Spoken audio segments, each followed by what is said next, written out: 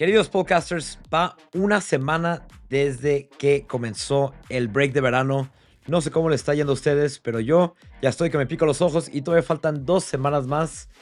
Pero eso no va a detenerme ni a mí ni a Ricky, con el cual me encuentro acompañado en este capítulo de traerles episodios súper interesantes donde hablamos de este deporte que tanto nos gusta, la Fórmula 1. Ricky, ¿cómo estás? Hola, hola, queridísimos podcasters. Como siempre estoy encantado, estoy fascinado de estar aquí con todos ustedes. Porque ya saben, nosotros no nos cansamos, no nos aburrimos, ni nos aburriremos de hablar de este deporte que tanto nos gusta, nos encanta y nos fascina. Ricky, ¿sabes qué es una de las cosas que más me gusta de la Fórmula 1? Es la innovación tecnológica que tienen los equipos para innovar, para crear, para pensar en soluciones a problemas que la FIA les pone. La FIA les pone una set de reglas y los equipos tienen que adaptar. Y entre estas reglas están las reglas de seguridad que tienen que cumplir los equipos, todos los equipos. Yo me gustaría hablar el día de hoy de la seguridad en la Fórmula 1, de las cosas que utilizan no solo los corredores, sino que también los coches para mantener que estos sea un deporte seguro para todos, no solo para los corredores, sino para también los espectadores. Y sí, las innovaciones que han tenido que adaptar los equipos. Y este es un temazo porque, como bien hemos dicho muchas veces, un coche de Fórmula 1 y todo lo que implica una carrera de Fórmula 1, hoy en día, pues claro, está basada en la seguridad de quien compite, de quien participa y de quien observa. O sea, que todos los espectadores, todos los pilotos, todos los equipos, todos los mecánicos, todo se haga entre un entorno seguro, porque aunque son unas bestias que van a 300 kilómetros por hora, aún así hemos visto que chocan y salen ilesos, salen como si nada, si lo revisan y llega el coche médico, pero para un choque de esta gravedad, si dices, oye, choqué a 300 kilómetros por hora, pues no es común, no es cualquier cosa y por supuesto que no es casualidad que pueda un piloto salir caminando. Tan ilesos salen hoy día que, ¿te acuerdas cuando Fernando Alonso chocó con Esteban Gutiérrez en el Gran Premio de Australia? Que el coche de Alonso salió volando de una forma espectacular. Los dos corredores salieron ilesos, los dos corredores salieron caminando. Tan espectacular estuvo el choque y tan poco daño se le hizo a Fernando Alonso que Bernie Ecclestone, el entonces dueño y director de la Fórmula 1, sugirió poner mantas negras, aunque no le haya pasado nada a los corredores, para crear esta emoción, para crear ¿qué le pasó al corredor? Aunque no le haya pasado absolutamente nada. Obviamente esto no se llevó a cabo, qué bueno. Nos gusta ver que nuestros corredores estén bien y a salvo. No sabes, cuando vi a Romain Grosjean casi morir, fue un momento de mucha Mucho tensión. tiempo, fue muchos minutos de que no pasaban la repetición que, para los podcasters que no lo sepan, la Fórmula 1 no va a transmitir nada del piloto, ni del accidente, ni repetir nada hasta saber que el piloto está bien, digamos por pudor. Entonces pasaron demasiados minutos esperando a que que hubiera una cámara enfocando a Grosjean, y cuando por fin salió sentadito en el coche médico fue un gran alivio ver lo que estaba ahí, pero pues obviamente en ese punto no sabíamos qué lesiones tenía, pero pues un súper gusto verlo vivo. Yo bien recuerdo, bueno, para mí creo que fue media hora, pero se me hizo como 1 hora, o si no es que 2, se me hizo eterno. Pero bueno, Ricky, me gustaría empezar con ese choque, porque gracias a ese choque hicieron una revisión a un elemento que utilizan de seguridad. El elemento del que me gustaría hablar es de los guantes que utilizan los corredores, que gracias a ese choque, los guantes están más gruesos y tienen una mayor resistencia al fuego. Recordemos que el único daño que le pasó a Romain Grosjean fueron a sus manos cuando él tocó la barrera de metal para poder brincar a la seguridad del coche médico y se quemó sus manitas, pobrecito, ya están bien. Sigue corriendo carreras en carreras de resistencia con Lamborghini. Pero Ricky, estos guantes, gracias a Roman Grosjean, son más gruesos y más resistentes al fuego. Y es precisamente el material más, no decirlo sencillo, pero más delgado o más flamable, que por esa razón salió lastimado de ambas manos Grosjean y curiosamente también de un pie, pero porque se le cayó el zapato a la hora del impacto. Entonces sin el zapato, pues evidentemente un metal muy pero muy caliente lo iba a lastimar. Pero sí, ese es un gran cambio, y el fuego que a los inicios de la Fórmula 1 era una constante de básicamente cada carrera, que se incendiara completamente el monoplaza, pues obviamente ha sido un factor de seguridad que hoy en día, pues lo vimos con Grosjean, salió lastimado de las manos, pero debió haber estado achicharrado. Entonces el traje, los cascos, todo lo que tienen contra el fuego es una absoluta maravilla que les permite estar hasta casi un minuto para poder reaccionar y escapar como lo hizo Grosjean.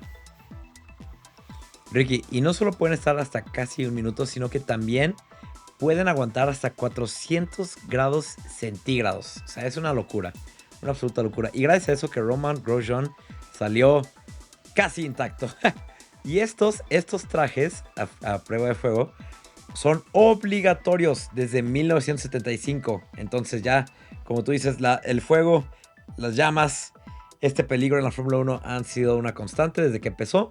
Pero en 1975 se volvió absolutamente obligatorio.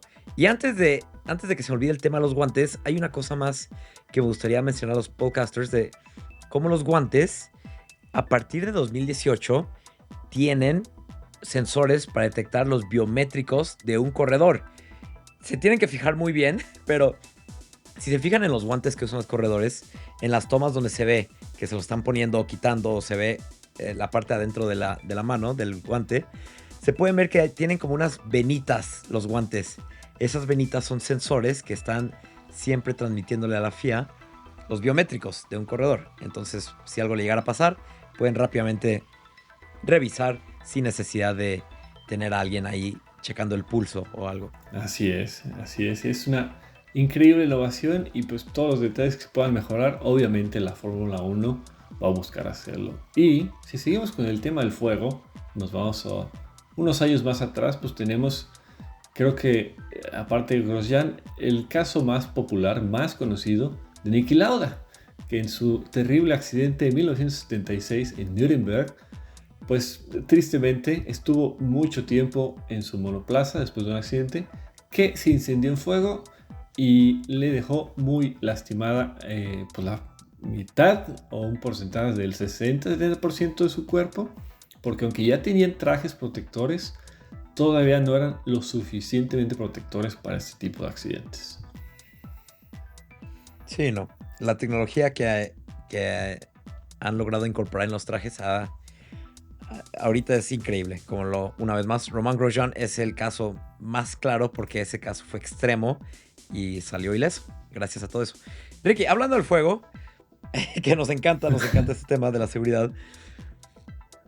Otra cosa que hizo la Fórmula 1 para poder evitar que los coches se incendiaran fue que ya no se pueda rellenar los tanques de gasolina.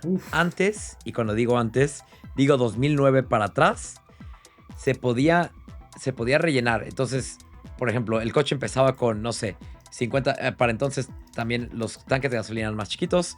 Digamos que el coche empezaba con 50 litros de gasolina que le daba para las primeras 30 vueltas. Corría ligero el coche, entraba a los pits y le ponían, en la parada de pit, le ponían otros 70 litros de gasolina para darle hasta el final de la carrera. Esto a partir de 2010 ya no es posible. ¿Y quieres saber algo? La principal razón sí fue la seguridad, pero también fue una decisión plenamente financiera. Pero bueno, la seguridad también entra ahí como un buen argumento, porque hemos visto al papá de Max Verstappen, Jos Verstappen, incendiarse de una forma súper dramática. Kimi Raikkonen también. Felipe Massa, ¿te acuerdas en Singapur 2008? Con el famoso Crashgate. Se llevó la manguera, exacto. Entonces sí, definitivamente la seguridad es un tema súper importante. Y bueno, gracias a gracias a no solo financiero, pero también la parte de seguridad, ya no se puede hacer rellenado de gasolina en las paradas de pits. Y fíjate que ese caso tan sonado de Joe Verstappen en el mejor año del mundo, 1994, pues creo que fue el más llamativo porque explota en fuego. Y la cosa es que poner gasolina ya no solo implicaba la seguridad del piloto, sino de los mecánicos, porque todos los pits teniendo ahí su manguerota express de gasolina, y en este caso que se prende, que se enciende Joe Verstappen, pues le llegó el flamazo a todos los mecánicos, que obviamente ya todos tenían su traje antifuego, pero estás exponiendo más gente. Lo mismo pasa con la manguera que se lleva Massa, que le termina llenando gasolina a Kimi Raikkonen. Y en sí la cosa es que en los pits hay demasiada gente que muchos no traen el equipo que traen los pilotos. Entonces, proteger a todos, pues estaría ideal, es que mejor, pero mejor quitas el problema, que era esto de estar cargando gasolina lo más rápido posible. Sí, claro. Entonces, la verdad, me da gusto. Eso de la carga de gasolina le agregaba un toque de estrategia a las carreras, pero la verdad que hemos estado bastante bien sin ese toquecito de estrategia. Y otra cosa para mantener a todos seguros, y esto podcasters se habrán dado cuenta, aún en choques súper extremos, estos pueden llegar a fallar, lo hemos visto una y otra vez, pero hay unas anclas que agarran la llanta de la suspensión para que esta no salga volando y le pueda pegar no solo a un corredor o a alguien de los pits, sino a alguien del público. Desde 1999 existen estas anclas que agarran pues la llanta de la suspensión para, en el caso de un choque, no se vaya a ningún lado.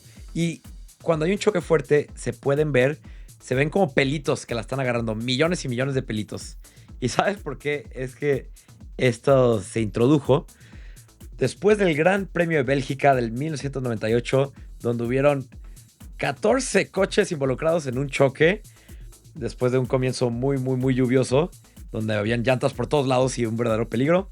1999, dijeron, no más, hay que prevenir que estas llantas salgan volando.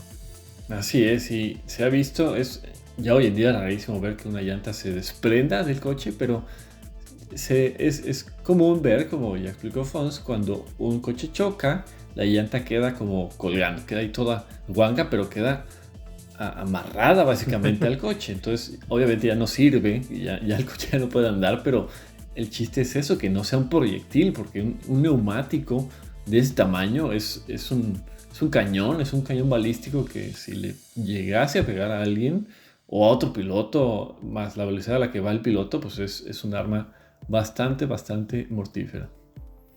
Sí, claro. Y de hecho, no me acuerdo exactamente el nombre, pero el hijo de un corredor de Fórmula 1 famoso falleció en Fórmula 3 justamente por esto, porque una llanta se desprendió, quedó rebotado en la pista, le pegó a este hombre en el casco y falleció ahí en el momento. Porque es una fuerza grandísima que llevan estas llantas. Entonces, bueno, total. En 2011, no solo, ya existen estas anclas, en 2011 duplican el nombre de anclas que deben tener las llantas. Entonces, en vez de una con millones de pelitos, hay 2 con millones de pelitos. Por lo tanto, 2 millones de pelitos para doblemente asegurar que no se vayan a ningún lado. Excelentes pelitos que hacen su función y mantienen, creo que en este caso los espectadores son los que más probablemente sufrirían el ataque de las llantas. Sí, exacto. Y vemos que en IndyCar todavía llega a pasar. El año pasado, en la Indy 500, hubo un choque tan fuerte que una llanta salió volando todavía más allá de los espectadores, cayó en el estacionamiento y le pegó a un coche. Obviamente el coche sufrió daños grandísimos, obviamente le pagaron a la persona, creo que el corredor le fue y le firmó el coche, una cosa así.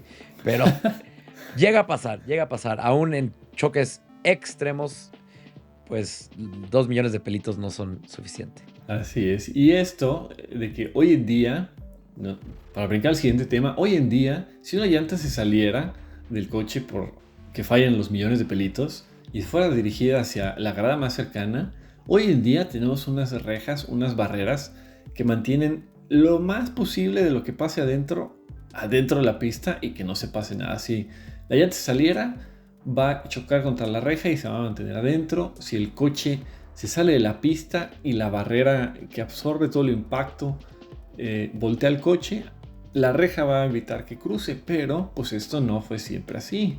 Nos tenemos que remontar hasta los 60s con un... no fue trágico, pero fue un accidente muy fuerte del señor Jackie Stewart, que pues aparte de ver cómo otros pilotos tienen accidentes, él en Spa tiene un accidente muy grave, le pega un poste de luz de, ¿cómo se llama? Telégrafo, y queda varado en medio de la nada, como en una granja, una casa que estaba por ahí. Y la única persona que le podía ayudar en ese punto eran otros pilotos. Entonces él empieza a hacer como una campaña de decir, tenemos que, si vamos a estar corriendo en el circuito, tenemos que de alguna manera contener lo que está en el circuito para que no vaya a terminar dando a quién sabe dónde, o pegándole a alguien más o algo más, porque puede ser aún más grave el accidente.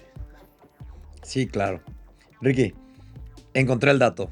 Perdóname, pero no puedo dejarlos con la duda.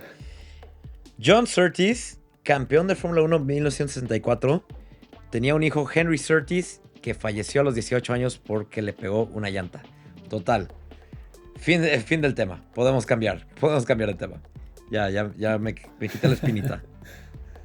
Bueno, retomando este mismo tema, también algo que observó después de tener este accidente tan malo es que pues estaba el circuito y ya, si tenía que ir equipo médico, si tenía que ir alguien a asistirlo, no había camino más que la pista en sí. Y también no estamos muy acostumbrados a que pasa algo en la pista y hay 30,000 oficiales de pista, banderas, señalamientos y demás. Y antes no, si ni siquiera había barreras, era una calle más. Y a veces los pilotos no sabían que ya había chocado alguien adelante. Entonces no podías meter un coche civil con ayuda sin tener que avisar, sin antes avisarle a los demás que había un accidente. No, fatal. Pero, ¿sabes qué sí ha habido desde un principio? Y eso sí, son parte primordial de la seguridad.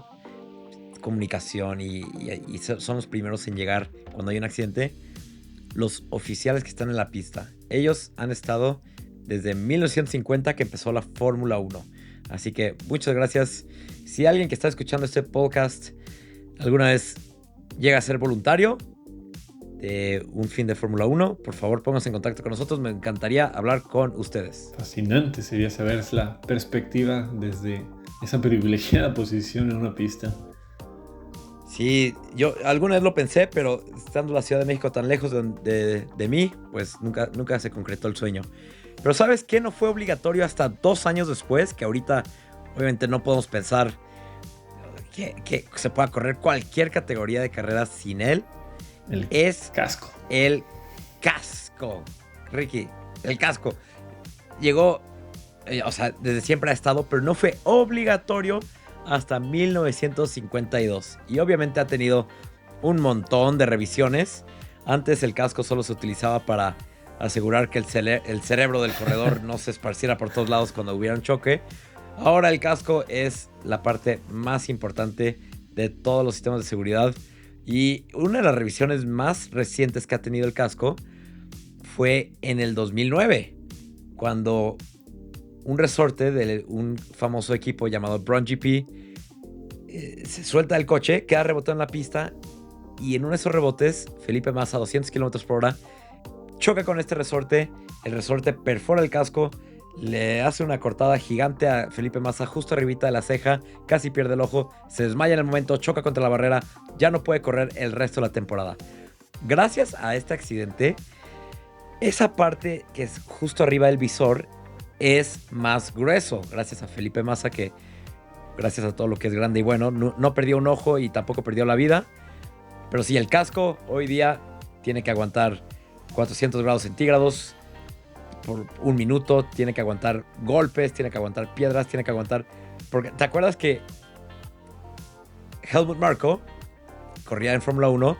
Perdió el ojo porque una piedra fue lanzada por un coche de Fórmula 1 que estaba enfrente de él, él corriendo atrás de este coche, y la piedra atravesó su visor y obviamente perdió el ojo completamente. Entonces obviamente estos visores hoy día tienen que aguantar los piedrazos. Los piedrazos, que de hecho no nos tenemos que ir tan lejos. En el Gran Premio de Hungría, a Isaac Hayar le cayó grava, que si no tuviéramos los cascos que tenemos hoy en día, siento que le hubiera hecho más daño, pero donde se le dolió bastante fue en las manos. Esta grava estos proyectiles le pegaron las manos.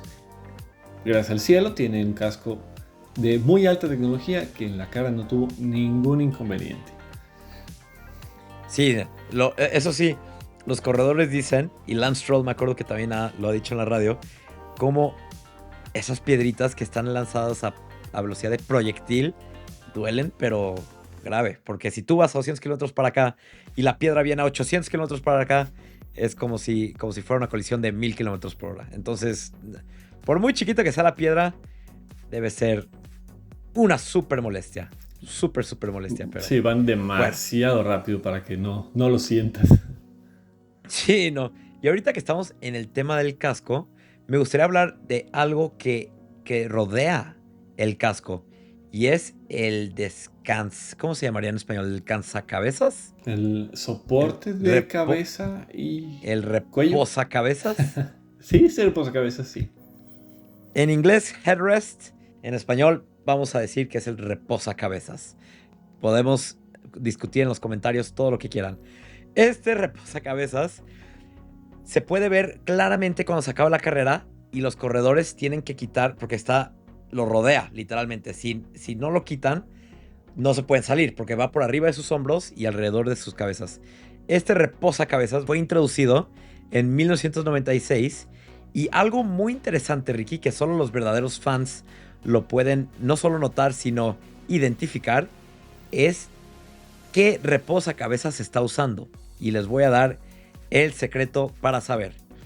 Hay 3 diferentes reposacabezas que son utilizados dependiendo de la temperatura ambiente, porque necesitan ser de cierta textura, tener cierta dureza, para que bajo estas temperaturas más frías todavía puedan, o más calientes todavía puedan funcionar de forma perfecta.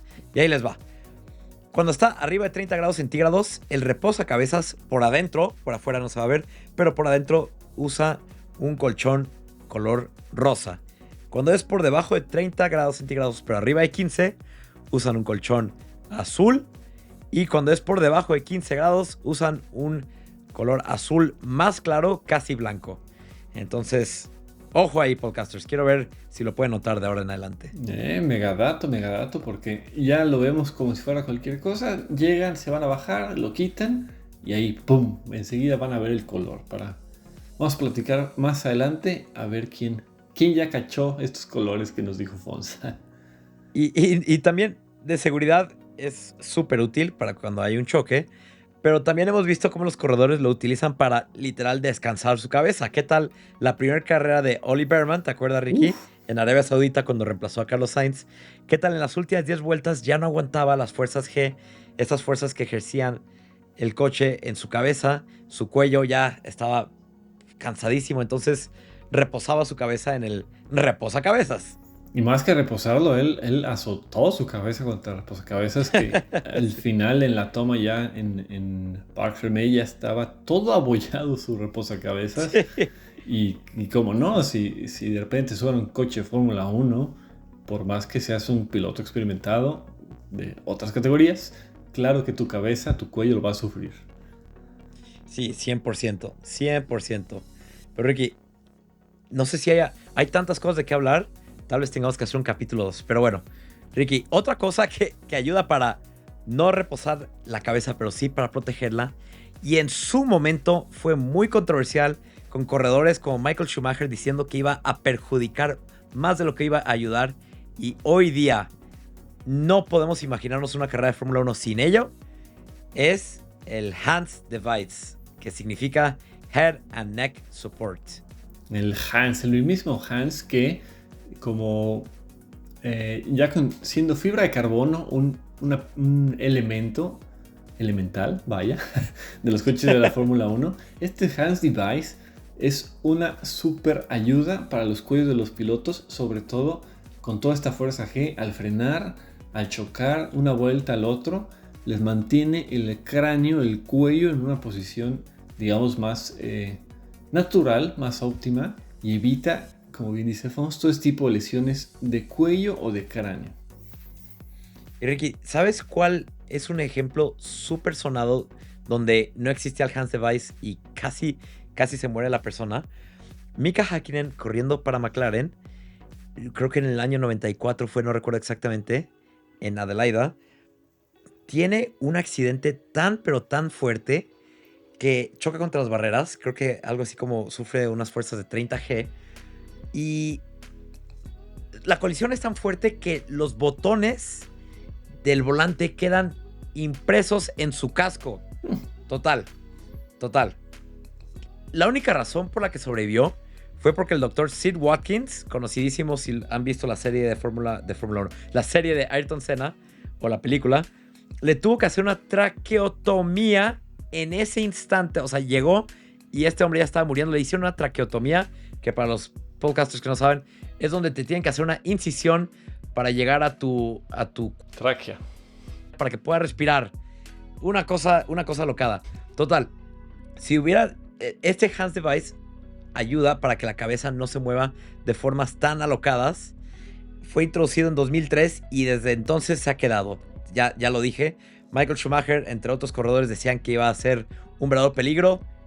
Y vaya que se equivocaron. Sí, este Hans Device empezó a... Bueno, resurgió más la investigación de este dispositivo después de las trágicas muertes de Senna y Ratzenberger en el 94.